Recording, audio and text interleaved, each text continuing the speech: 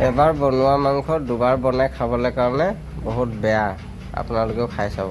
এইটো কিচেনৰ তলৰটো বহুত লেতেৰা হৈ আছিলে। কালি সেই পানী ঢালি থৈ গৈছিলোঁ। আজি এতিয়া চফা কৰিম। আজি দেওবাৰ আৰু এফালে খাচী মাংস অৰ্ডাৰ দিয়া আছে, তাৰ পাছত দেখাই আছোঁ। এইফালে দেখিছে খাচী মাংস আহি গ'ল আৰু খাবলৈ ৰেডি হৈ আছোঁ। খাচী মাংসটোতো কালাৰটো চাই খাচী মাংসটো ভাল হ'ব যেন লগা নাই, তথাপিতো টেষ্ট কৰি চাওঁ কেনেকুৱা হয়।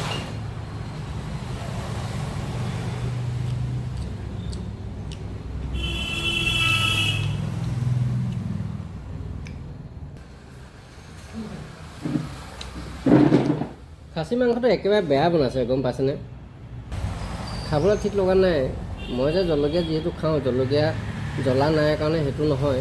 একচুৱেলি ইয়াত টেষ্ট নাই মানে কি, খাচীটো অকল খাচীয়ে গোন্ধাইছে, তাৰ কোনো মানে একো নাই, মানে জিৰ'। মই আকৌ ৰিটাৰ্ণ বনাইছোঁ মাংসকে, মই আকৌ নিজে বনাবলগীয়া হৈছে। মানে খাব নোৱাৰি, কি ক'ম, মানে খাব নোৱাৰি। মই এই কাৰিকৰবিলাককো কৈছোঁ, এই 3টা ৰিজনটো আপোনালোকে একদম স্পষ্ট শুনি লওক আৰু বুজি লওক। নিজে বনোৱা বস্তুটোত বেলেগক মা মছলা দিবলৈ মানা কৰিব, নিজে দিব। 2 নম্বৰ কথা, অভাৰ নিচা হৈ গ'লে এইটো বস্তু নবনাবই, কাৰণ বাকীবিলাকেও খাই মানে বেয়া পায়।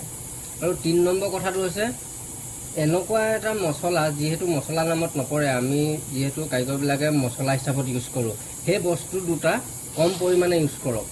ইমান অধিক দি পিনে মাংস সিজিব লাগে সোনকালে বুলি সেইটো মছলা দি ইউজ নকৰিব। কম দিয়ক, মানে ৰাইজে খায়ো ভাল পাওক। এতিয়া কম, মই হাড়দিডাল কোনো চুবাব নোৱাৰি, কিন্তু এই হাড়দিডাল সম্পূৰ্ণ সিজি গ'ল। মাংস এৰি যোৱা নাই, কিন্তু হাড়দিডাল সম্পূৰ্ণ সিজি গ'ল আৰু সম্পূৰ্ণ এইডোখৰ চুৰমা কৰি খাব পৰা যাব। তো খাইতো আমি ভাত খাব নোৱাৰিম ন, সুন্দা মাংসকেইটা পাই। তাৰ গ্ৰেভিটোৱে দিহে খাব পাৰিম ভাতটো। গ্ৰেভিটোৱে যদি ভাল নহয়, ভাতটো খাম কেনেকৈ? সেইকাৰণে আপোনালোকক মই নিজে বনাবলগীয়া হৈছে। হৈ গ'ল। এইটো নতুনকৈ বনোৱাৰ পাছত এইটো কালাৰ আহিলে চব। আৰু এইটোৱে ভেদাইলতা চাটনি, এইটোতো থাকেই আৰু খাই কেনেকুৱা হৈছে এতিয়া ক'ম বাৰু। আচলতে এবাৰ বনোৱা বস্তুটো আকৌ নেক্সট টাইম বনালে অকণমান 19-20 থাকেই বাৰু।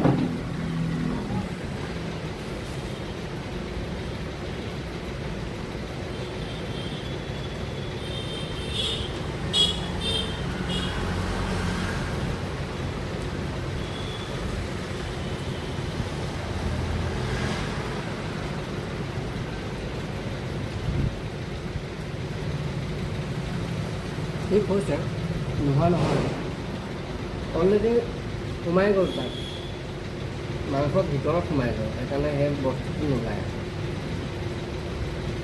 তথাপিতো আগতকৈ অকণমান সুচোৱা লাগিছে, খাই ভাল লাগিছে অকণমান, কিন্তু আগৰ ভাগে হোৱালে একেবাৰে খাব নোৱাৰিলে।